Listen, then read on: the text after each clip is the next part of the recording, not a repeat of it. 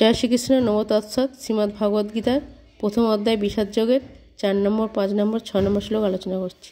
অত্তসুরা মহেশাসা ভীমার্জুন সমাযুধি যুযুধান বিরাটশ্চ দ্রুপদশ্চ মহারথ ধৃষ্টকেতুশ্চেকিতান কাশীরাজশ্চ বীর্যবানা পুরুজিত কুন্তিভোজশ্চ শৈবাশ্চ নরপুঙ্গব যুধামুন্নশ্চ বিক্রান্ত ঔত্তমোজাশ্চ বীর্যবান সৌভদ্রা দ্রৌপদেয়াশ্চ সর্ব এব মহারথা।